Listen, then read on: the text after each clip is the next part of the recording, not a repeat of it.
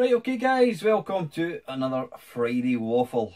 It's about 6:30 on Friday, and I'm glad it's the weekend. Yeah, although my work still isn't what it should be, it's starting to get busier. It's been quite a week actually. But like I said, I'm glad it's Friday. So yeah, gaming wise, have I been playing any games? You know, I don't think I have played a single computer game this week. No, what have I been doing with myself? I've actually been getting back to running. I'm getting fed up of getting fat for starters. I mean, I've been running, you know, 4 or 5 times a week since 2010, and I would probably say in the last 12 months, probably the last 24 months, my running's not been that great. I had a few issues with kind of asthma, but this year in particular, I've just been a lazy fat slob. There's no two ways about it. Yeah, I know the weather's been crap, but you know, the weather was never something that would put me off running. I would just get my stuff on and get out. I think because I've not got my name down for any races this year, I've not had any real incentive to do very much. So I was away up. Where was I? I was away up to watch my mate taking part in an ultra last week, and that has given me the motivation to get back out and run, get the weight off me, get fit. I mean, I still do run. I still do my park run on a Saturday morning, and I still go out for a relatively long run, maybe 10 miles on a Sunday. So I'm not entirely a fat blob, but I'm about half a stone heavier than I was maybe 2 years ago. I don't like that. I don't like that at all. So I'm getting back to running. I was back running last night, and I was out on Tuesday. So I think part of it as well is because I've not been running, I've been using the time for other stuff like YouTube. And then it gets to a point where you're thinking, you actually get quite kind of selfish with your time. So if I'm going to get back out running, it means that I won't have as much time to do other stuff. It's not going to affect my channel in any shape or form. I mean, I can still do that, I can still fit that around other things. But so hopefully over the coming months you'll see a slimmer me, because I'm just a big fat bugger. I was going to say another word there, but yeah. So anyway, that's been it. Now I've only really got one thing to talk about other than the questions, and it's a couple of things that have happened this week, and it's just made me aware of just how this hobby can be quite special, how it can be really, really good. I'm not going to go naming any names, but one of my friends, in fact, well, I put a video out actually this week. One of my friends, who is a programmer. I mean, he wrote, you can go and Google it, but he programmed Galencia, which is a rather fantastic sort of Galaxian oblique Galaga clone for the C64. He put out a tweet earlier on this week, just basically saying, I wouldn't say it's a cry for help. It wasn't a cry for help, but he's basically having a bit of a tough time at the moment. He's just lost his job. He's got a few other bits and pieces going on in his life, and he's just needing a bit of help. So I put out a video. I made a wee video just asking if anybody can help, and I did get quite a few people coming back to me, which was really nice. But yeah, I noticed a lot of people dived in to help him. People in this community, in the retro gaming community, not just the retro gaming, but just in general. And he's now got a few really positive leads for jobs. And I just thought to myself, this is a perfect example of how social media can be a good thing. Because social media at the moment, I mean, if you've been following the news with the, Facebook, selling, giving out personal details. I mean, I was watching a programme, was it last night, I think it was, and it was just basically showing you just how much private information Facebook actually keep on each individual. And it's not just through posts that you make in Facebook. Apparently, now I'm saying apparently because I don't know if this is true. Apparently, if you're logged into Facebook, even if it's not running, it still monitors, websites. It still monitors your browsing habits. And I think there's I don't know what you'd call it. I don't know. There's like programs built into websites. When you go to Amazon, or when you go to Game, or whatever you go to, whatever you decide to go to, apparently there's code built into the website, excuse me, that feeds this back to Facebook. And they were showing you, there's an option, and I'm actually going to try it myself, there's an option in Facebook where you can basically download all your data. And they say if you do that, you'll be absolutely terrified just how much Facebook actually keeps on you. And that is quite scary. I mean, I'm one of these people, I've never really had any real concerns about, oh, my private data is going to get used for this or that or the next thing.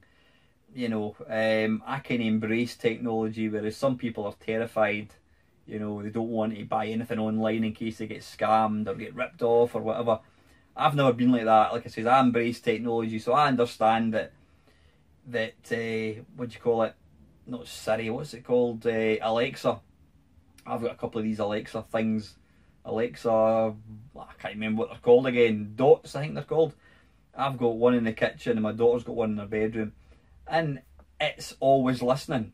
It's always listening, so that when you say Alexa, it automatically kicks in. So it is constantly listening to you. Now, the paranoid part of you could say, yeah, the police, the FBI, the government, the whoever are all listening to every single thing that you're saying. Technically, when you think about it, if you're having a conversation in your kitchen or wherever this thing is, technically that is hearing everything that you're saying. Now, like I said, if you want to be paranoid, you could say it's going to get used against you. I think in the main, things like that aren't going to get used against you, but I do firmly believe that, if you were to commit some kind of crime, or if data like that was needed, I think they would possibly use it.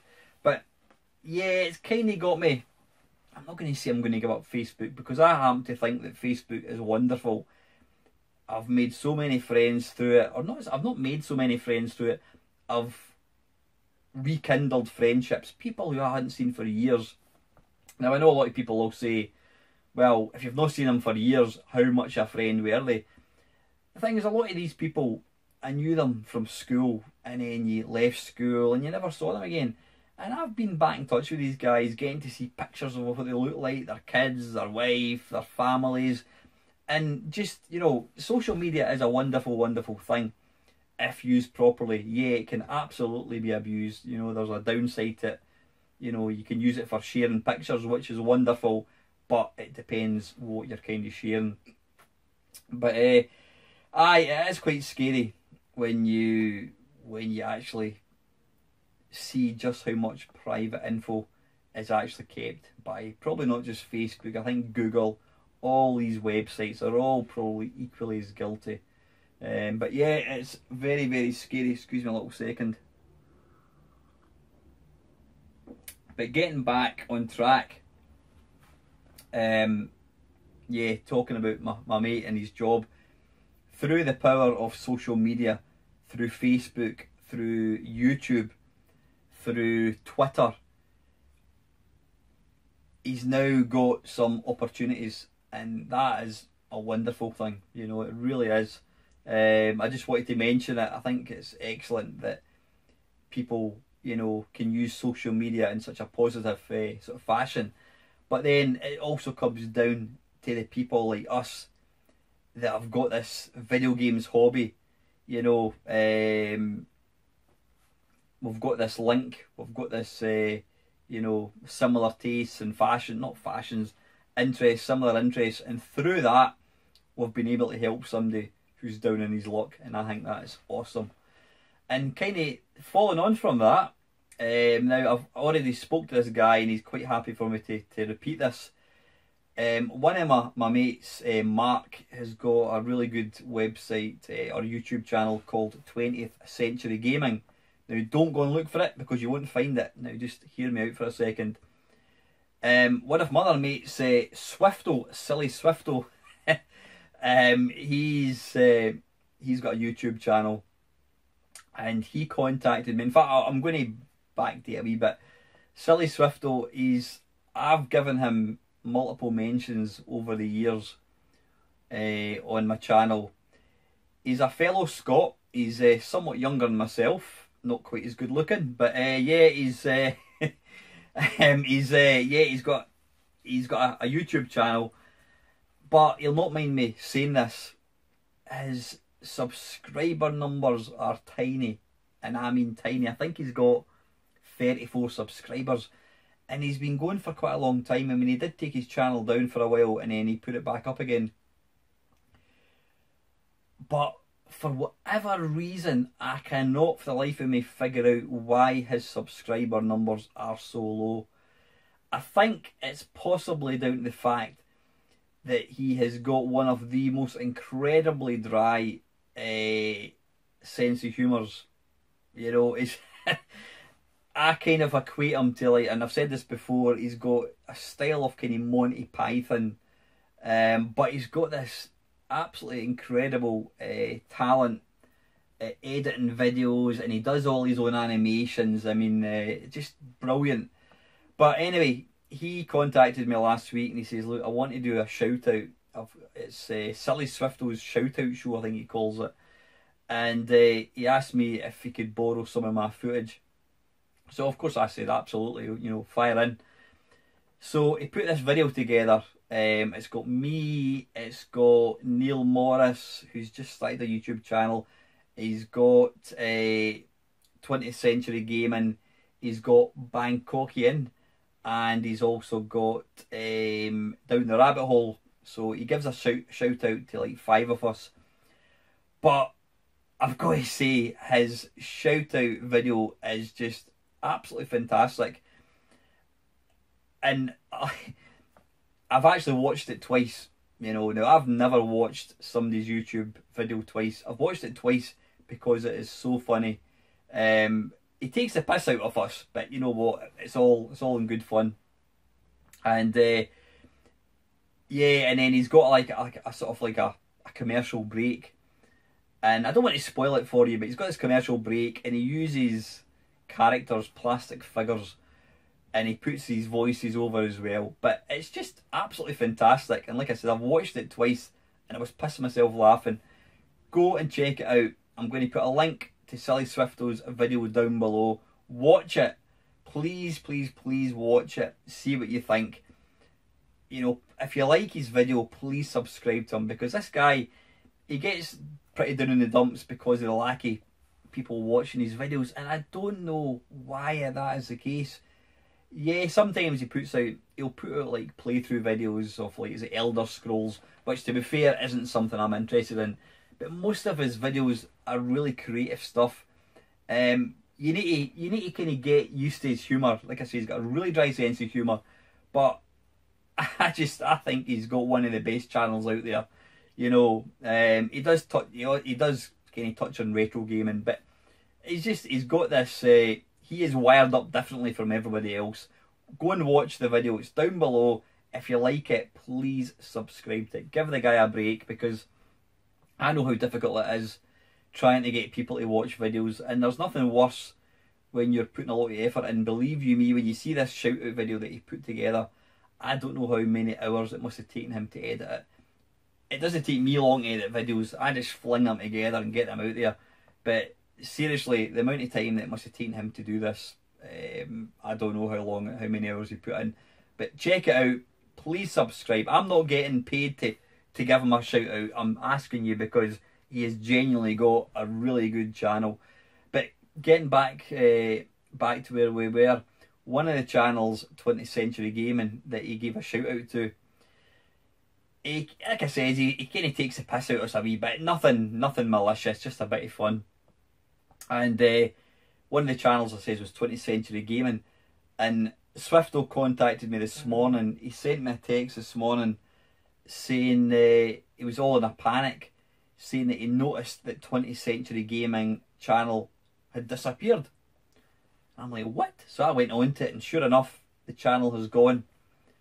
So, lucky enough, I've Mark, who has the 20th Century Gaming video channel, I sent Mark a text message. I says, Mark, is everything okay? Is there any reason why your channel's disappeared? And he came back to me and he says, look, everything's absolutely fine. He's taking the channel down. He just wants a bit of a break at the moment. He wants to take a break for YouTube, but he reckons he will get back in again. But yeah, and of course I contacted a few of the guys, like John Gage as well. He's got another YouTube channel. I contacted a few of the guys, and I said to Mark, I says, look, as long as you're okay, I says, that's great. I says, because we were worried about you. And the thing that kind of struck me is, I only know these guys through YouTube. Now, YouTube is a global thing. You know, anybody in the world, if you've got an internet connection and YouTube, you can watch YouTube videos. It's easy to sort of say YouTube is emotionless. You know, people that watch it are just trolls and what have you.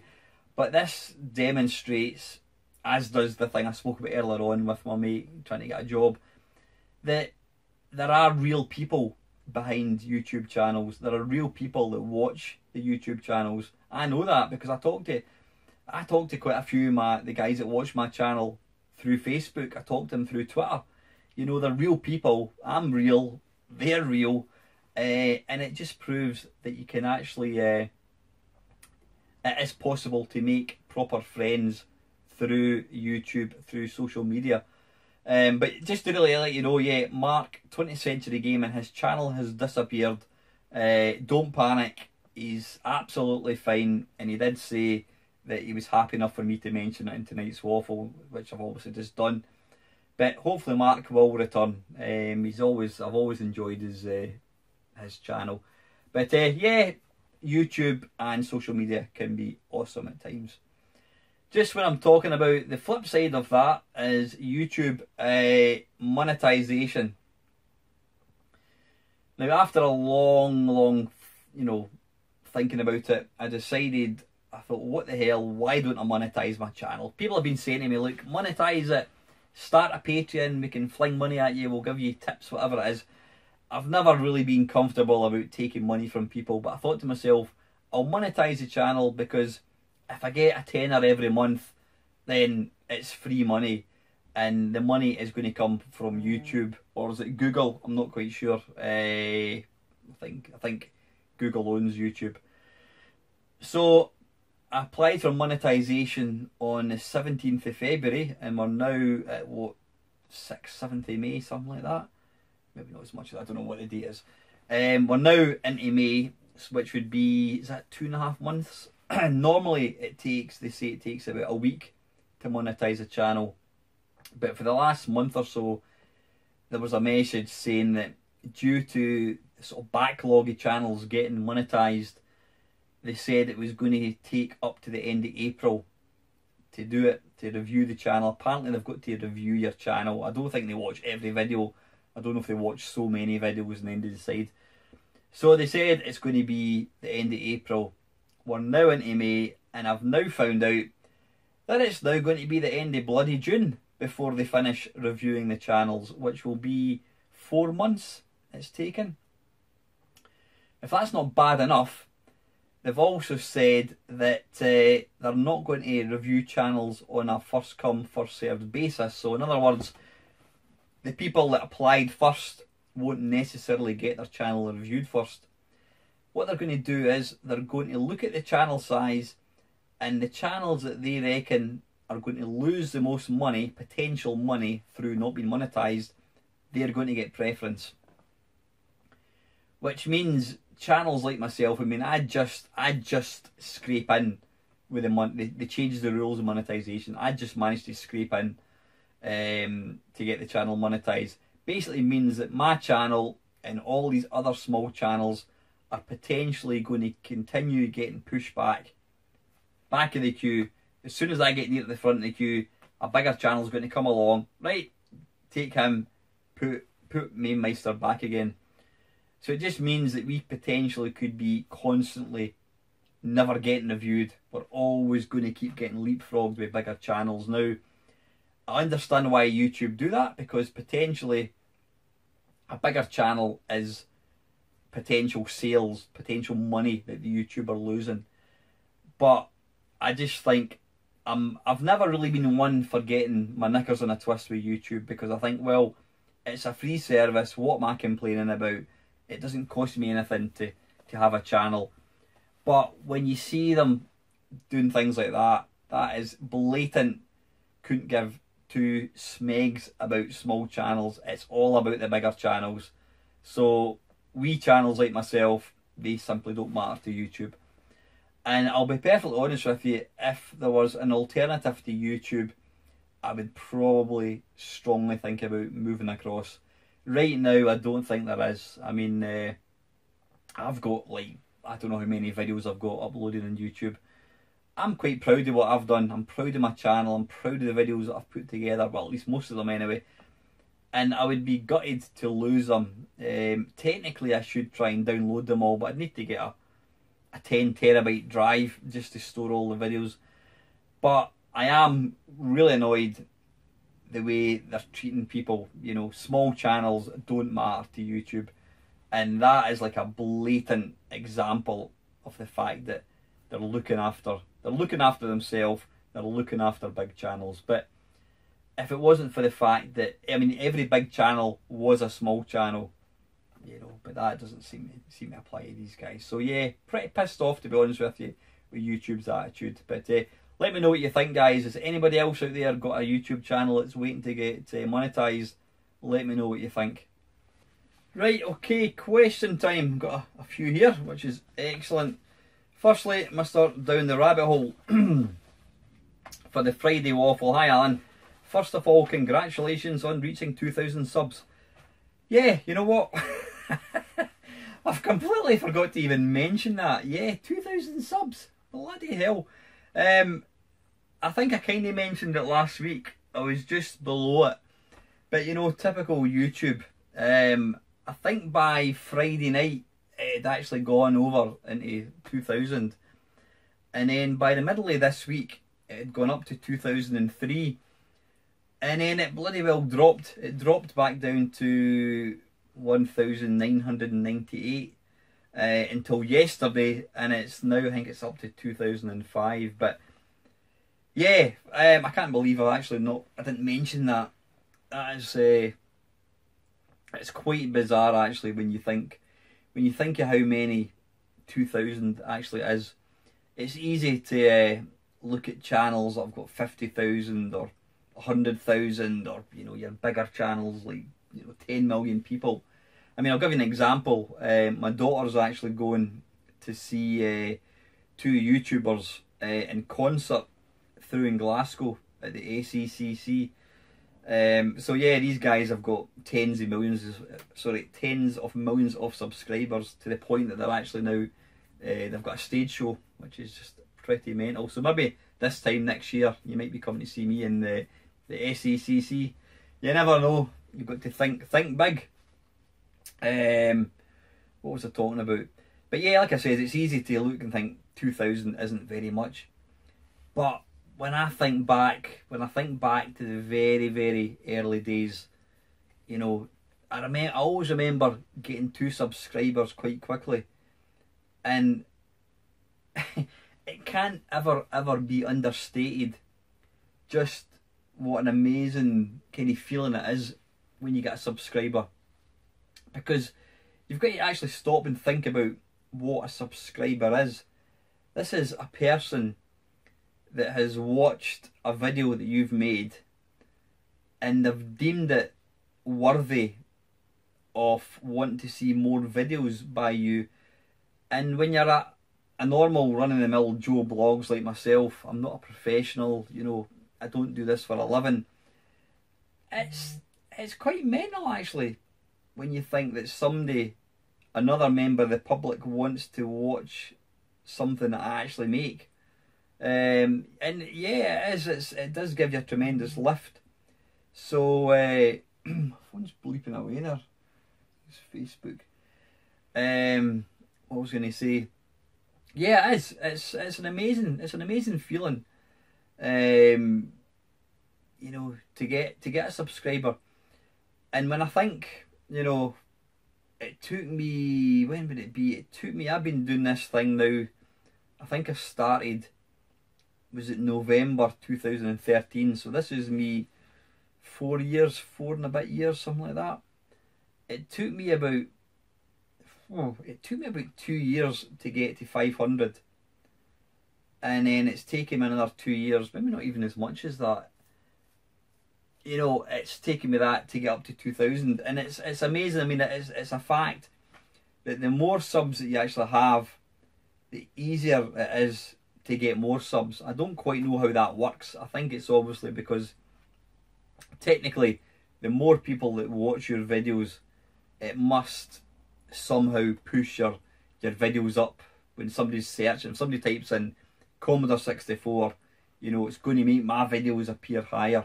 But yeah, 2,000 subscribers. I mean, I would never, you know, it sounds like an old cliche, but 2 years ago I would never have imagined ever having that many people. Am I going to do a 2,000 subscriber special? I probably should. When I'm going to get round to it is another thing. I don't know, I'll see. But anyway, yeah, thanks to everybody that's actually taking time to subscribe. That is really annoying me. I'm going to put my phone on the floor. It's annoying me, that wee buzzing sound. Right, anyway, getting back to the questions. Hi Alan, for the Friday Waffle, congratulations on 2,000 subs. Now to my questions. What was the very first game you purchased with your own money?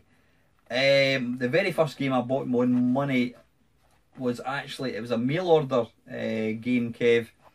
And I mentioned this before, it was on the Texas TI 994A computer. And it was a game called Core. And it was a tape game, and I think it was £4.99. And I ordered it, I think it was Computer and Video Games. It was a computer magazine of some sort, and it was bloody awful. It was terrible. But the first game I actually bought, like, in a shop, I don't know if you can see it. Doesn't matter. It's up there. There's actually two of them. It's up there. It's Frogger 64 and Crazy Kong, both by Interceptor Software, and both were on the Commodore 64. Secondly, in your opinion, what game that is based on a movie is actually better than the movie? I've never really made any secret that I'm not really a fan of kind of movie tie-ins. I'm trying to think. I'm not, like I said, I've never really been a big fan. I mean, Ocean Software did a lot of movie tie-ins. I've actually just finished doing a video. It's not about movie tie-ins, it's about TV tie-ins, which you'll see. I'll probably put it out next week. But I do kind of touch on the movie tie-ins. I'm just trying to think. I mean, RoboCop was a great film. The game wasn't too bad.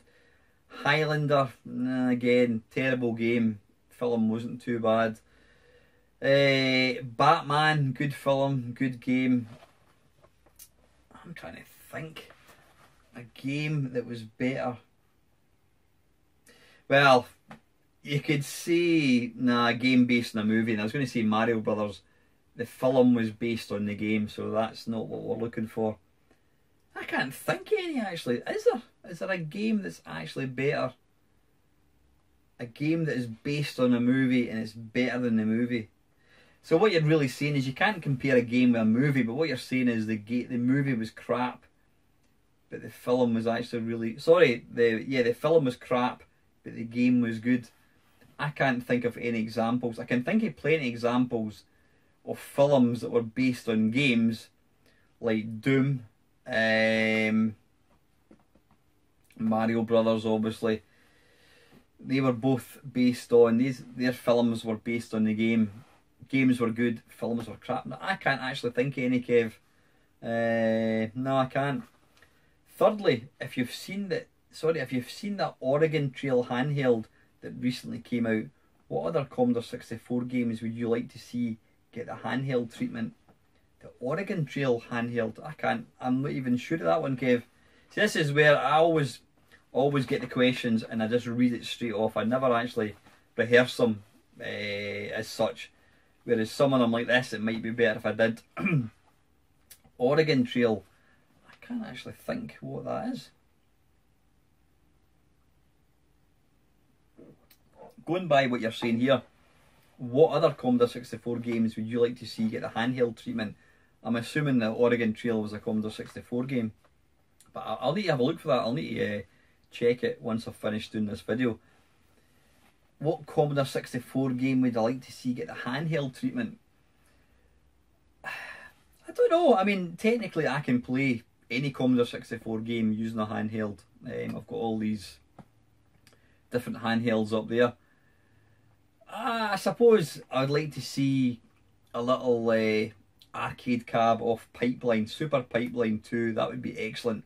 A little proper cabinet, just like the little ones I've got up on top of the shelf there.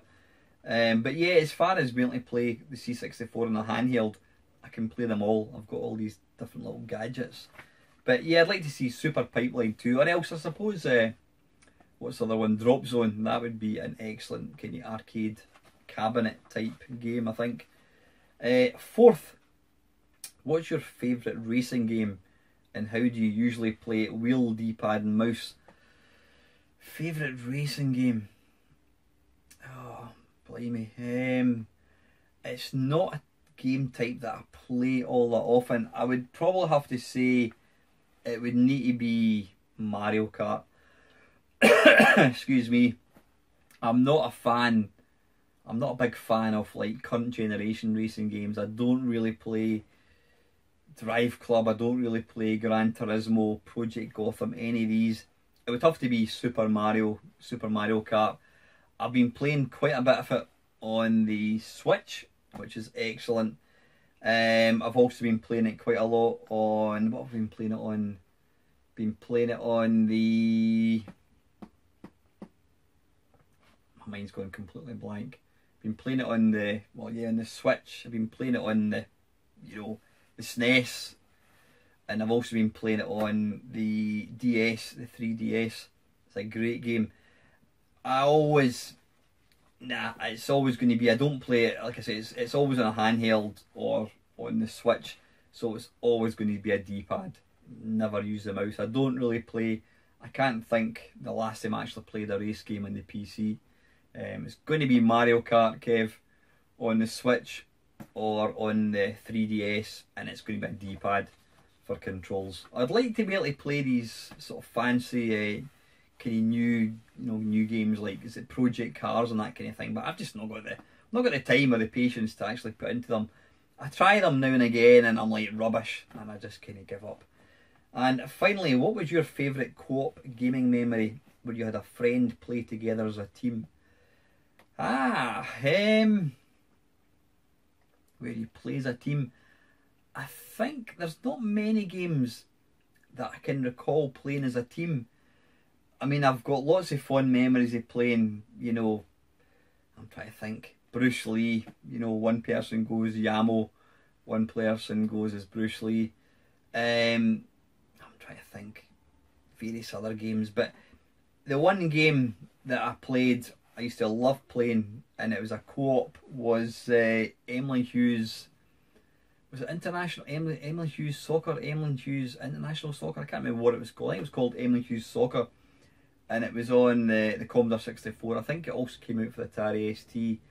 But it was kind of similar to International Soccer on the C64. Really kind of basic graphics, but it was just really, the gameplay was completely sublime, and it was great playing with somebody else. That's probably the last time I've really played together as a team. I can't think of any other. I do play the occasional like shoot 'em ups where you play, you know, 2 players. What was I playing recently? I was playing one, I can't remember for the life of me what it was. But nah, probably Emily Hughes Soccer, and we're not talking about yesterday, we're talking about probably 30 years ago, Kev, the last time I actually played it. The problem is, you know, I don't have anybody coming to the house to play these games. If I had a mate lived round the corner, you know, and I wasn't married and whatever, then you'd probably play a lot more kind of co-op. Saying that, me and Ava used to play a lot of Bomberman games. Used to play it in the MAME cab. We would play, is it Bomberman 3, I think it was, on the SNES, or is it Super Bomberman? Can't remember. We've also played it in the Dreamcast, and we also used to play it in the Xbox 360 as well. So yeah, Ava and I used to play it. In fact, here we go. I'm completely forgetting more recently. A game that Ava and I have played a lot on co-op is Left 4 Dead. We did play it in the Xbox 360, but now that Ava's got our own computer, we can both play it in Steam. So I'm downstairs, she's upstairs in our bedroom, and we play co-op Left 4 Dead or Left 4 Dead 2. Great game, really, really good. So yeah, that's definitely the most recent one I've played. I was actually playing it a couple of weeks ago, so brilliant stuff. And as always, Kev, thank you very much, Squire. Excuse me. Next up, Mr. Batman. What do you think is the most underrated computer console for gaming? I recently bought a VIC-20 and put this forward as a candidate. It has some great fun early arcade titles, and in my view is almost console-like in its ease of use. I feel this machine never gets the plaudits it deserves. Indeed, I didn't know much about its games until I bought one. Great system. I think I've mentioned before, but I do actually have a VIC-20, but I don't have any way to load it. I mean, I've got a tape recorder, I don't have any games for it, I don't have any... I was hoping I could use my Commodore 64 Ultimate 2 cartridge to play games, but the cartridge slot in the VIC-20 is a different shape. I never actually knew anybody that had a VIC-20. By the time I got into computers, the VIC-20 had kind of been superseded with the C64. So again, unfortunately for myself, I look upon the VIC-20 pretty much like I look at the NES. I don't have any memories, you know, nostalgia for it at all. But yeah, what do I think is the most underrated computer console for gaming? I don't know if it's underrated, but it's certainly one that more people need to buy one, and it's the PC Engine. The PC Engine is just an absolutely sublime bit of kit. I mean, it came out a good few years before the Mega Drive and the SNES came out. I think technically it's regarded as an 8-bit system, but I think it's got, is it 2 processors, something like that. Don't quote me on it, I'm completely non-technical. But I've got a SNES, I've got a PC Engine, and I've got a Mega Drive, and I've got to say, I probably play my PC Engine more. It's the form factor, it's a tiny wee console, but the games are absolutely awesome. They really are. I mean, it's got some really good conversions. The R-Type is arcade perfect. It really is. So yeah, I'd probably say the PC Engine is the most underrated, kind of unknown console. It's not unknown, but I would guarantee most people, most collectors, or not collectors, most gamers don't have one. I would absolutely say buy one. You can get one for probably about 50-60 quid. And then you could get yourself one of the Everdive cartridges with access to every game. It's an absolute fantastic system. So anyway, Bat, thank you very much, mate. Next, Mr. Panther UK. Congratulations on the 2K milestone, and thanks for the non-plug. Yeah, sorry, Chris was asking about, he was wanting a plug for one of his forums, which I didn't give him, I hasten to add. With those rubber keys, the upside down Spectrum is the best non-slip doorstop known to man. Yeah, I can't remember what I was talking about. Was I talking about how much I like the Spectrum? I can't remember. Anyway, for the next waffle, number 1, what is the most infuriating game you've ever played? Oh, blimey, it would have to be... I've mentioned this before. I mean, there's been a few kind of current games. BioShock, Infinity, I think it was called, and then the original Bioshock. I simply couldn't get to the end. You've got to play the last level. You can play it for 10-15 minutes, you die, you go all the way back to start. You play it for 10-15 minutes, you die, you go right back to start. You play it for 10 minutes, you die, you go right back to start. It got to a point, I've stopped being infuriated with it. I just don't play it anymore. I'm not interested. But aye, some of the 8-bit games used to drive you daft. But the good thing about them is, with 8-bit games, is you can die and you can jump straight back into the game. I was gonna put a video out, and I probably won't bother because I don't actually know how I would actually do it. But there's a game called Karateka, which it was released. The guy that programmed it was it Jordan Maker or something.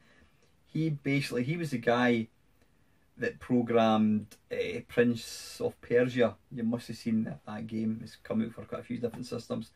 Jordan Maker, I think his name is. He programmed it. It's called Karateka, and it's a wonderful looking game. It's a kind of karate game, but it's done in the style of a movie. I mean, it's really well done. It's got cutscenes, and for an 8-bit game, that is like unheard of. It came out for the Atari, and it also came out for the Commodore 64. But the reason it is an infuriating game is I had it on tape, and it took quite a long time to load. And you start off at the edge of a cliff, and if you happen to take one step to the left, you fall off the cliff, and you've got to reload the game. It won't just restart. I don't know why. I've always wondered why that is the case. If any technical person out there can tell me why, after it's started the game and you die, why can't it just start the game again? Why have you got to reload the whole thing? So that was an infuriating game, and it got to a point that I stopped playing it for that reason, because you just happen to nudge the joystick, it takes a step back, whoomph, off the cliff, reload. But aye. But yeah, infuriating games has probably got to be more modern games. Like I says, the kind of 8-bit games, you died, but you could just jump straight back in. Unless it was Karateka, obviously. Oh, excuse me, I've got a bit of wind. But yeah, it's more modern games. They just annoy the hell out of me. Number 2, how annoying do you find it when somebody slags off a system, yet you can tell from their comments that they haven't actually tried it? I've had this from a certain Commodore Facebook group regarding the Commodore 64 Mini. I'm completely with you in that. And it's a common thing. People slag off things when they've never tried it. I had exactly the same thing with the SNES Mini, funnily enough. I mean, I've got a SNES, I've got an EverDrive cartridge, so I've got access to every game. I've also got the SNES Mini, and I probably use the SNES Mini more because it's got a really, really sharp picture. It's plugged into HDMI. It's got a really nice interface. You can save the game, and it's just so much easier to use. I've also got the wireless gamepad for it, and I put out a video, and in fact it's quite funny actually, because I put out a video showing the SNES Mini, and I called it, what did I call the video? I wasn't slagging people off. I was basically saying how it annoys me, just exactly what you're saying there, Chris. It annoys me that people will criticise something when they've not actually tried it. Don't criticise something until you've got the you know what you're talking about. How can you criticise something based on what you've seen? You know, that annoys me. And the funny thing was, I put out a video all about the SNES Mini, and there was a guy, I can't even remember what his name was actually. He'd been watching the channel for maybe a few months, and he was quite a decent guy. He was commenting a lot, and he was really getting involved with the kind of, with the community. And because I said that people shouldn't criticise the SNES Mini without trying it, I think what I basically said was anybody that criticises something without actually trying it has been a bit of a dick. and he took complete umbrage to this comment, and he said to me that because of my comments, he was going to leave the channel, and he did. He walked away, never seen him again. You know, bit silly if you ask me, but yeah, you'll always get people that they know better. They've never actually played a game or a system, yet they'll criticise it. You know. Anyway, thanks, Chris. Next up, Mr. Ian Hunter. Hi, Alan. A bit of a lame question for the waffle. Have you ever really enjoyed a game that received awful reviews? I remember buying Jeff Minter's Void Runner for the Commodore 64 and later reading an absolutely terrible review of the game in one of the magazines. It wasn't his best game, and it certainly wasn't shite. I loved Void Runner, Ian. I'm exactly the same with you. I can't even remember too much about it. Kind of similar, I think, to Grid Runner. And I'm sure it was a budget game, and I quite enjoyed it. But yeah, there have been, I'm trying to think, games that have received awful reviews. One game that I used to really enjoy, and it got really crap reviews, was it Software Manager by Addictive Games. It was programmed by Kevin Toms, he of Football Manager fame. Basically, Software Manager, you had to you managed a software house. You had to write games. Well, you didn't write them, but you had to pretend you're writing them, and you gave them a name and that kind of stuff, and you had to allocate resources, budgets, and programmers, and all that kind of stuff. And it was kind of like it was like Football Manager but video games, and I absolutely loved it. And yeah, it got absolutely panned stupid by Zap at the time. But there's been other games. I can't think any other games offhand. But I'm a great believer in, you know, not letting somebody else make up my mind. You know, yeah, by all means, if somebody says a game's crap, then you can listen to their comments and their opinions. But it's not always the case. The great thing with like YouTube and internet, obviously you can actually watch a video of a game and you can see it firsthand what it looks like and make a decision. But back in the 80s, obviously it was all about magazines, and yeah, Software Star, I loved it. It was called Software Star, not Software Manager. I loved it. I keep hoping that Kevin Toms is going to bring out a new version of it. So anyway, yeah, great question, and thanks again, Ian. Right, next one is from a new person that's commented. It's Mr. RT. Firstly, thank you very much for taking time to ask a question. It's great having new people. Hi Alan, I really enjoyed your live stream of games. I loved the horse racing we did the other week. How do we ask questions to you for your waffles? Like this, and you answer it in the next waffle. Yep, exactly. If you've got a question for a waffle, put it in the comments of this one, and then what I do is I'll look at the last week's waffle, and I just look for any questions and I copy and paste it onto paper and read them out. So just exactly what you've done. My question for you would be, have you seen any of the following documentaries? Bedrooms to Billions, Atari Game Over, The King of Kong, A Fistful of Quarters. I have indeed. I love all my kind of gaming documentaries. I was one of the Kickstarter funders for Bedrooms to Billions. It's not a bad documentary. I think it could have been better. If I was to be Mr. Picky from Picky Land, I would say what I didn't like about it was there wasn't anybody asking questions. It was just the guy. Oh, excuse me, I could feel that coming. You know that. I should really edit it out, but I'm not going to bother. Yeah, it's just basically the guys talking. Whereas it'd been nice to if they kind of mixed and matched it a wee bit, actually having somebody asking questions and maybe try to vary how they done it. The second half got a wee bit too kind of, it was all about money and not so much about the games. But you know what? It's all we have. It's the only kind of real history of the scene, and for that, I think it's good. I mean, I have watched it quite a few times. It could be better. They could certainly improve it in places, but it is definitely worth watching. If you've never seen it, Bedrooms to Billions, you can probably pick it up on DVD for like 10 pence or something now. I paid, I think it was 40 quid for it, but it's good to see it. Atari Game Over. Now, wait a minute, I have seen that, but I'm trying to remember what it was about. That's not the one about the dig in the desert. No, I don't think it is. What I'm going to do, I'm actually going to, I'm going to have a look for that one. I mean, I love watching all these things. I mean, I've watched like Bedrooms to Billions quite a few times. I'll watch them over and over again. You know, they never get boring. I'm going to have a look for that one again. Atari Game Over. I've definitely seen it. I mean, I know obviously roughly what it's about. It's about the demise of Atari and probably the whole kind of the video game crash in 1983, which didn't actually happen in the UK. It only happened in America. And King of Kong, Fistful of Quarters. It's the one that kind of put video games on the map.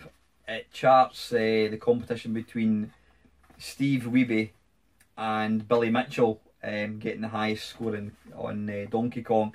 As we all know now, Billy Mitchell has had his score erased because he apparently didn't get it on. He didn't actually get it on an arcade game. He got it in MAME, so his score has been. I think it's now been bettered. I mean, Steve Wiebe, I think, was the first person to score 1,000,000 points in Donkey Kong, but I think there's another guy that has since beaten the score. But yeah, King of Kong, it's good to see. One thing you need to be aware of, and maybe it sounds a bit daft now in light of what's happened, Billy Mitchell is painted, or portrayed I should say, to be a villain in the documentary.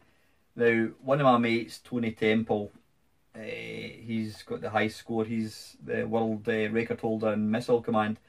Tony he knows Billy Mitchell quite well. He's met him quite a few times, and he says he's a really nice guy.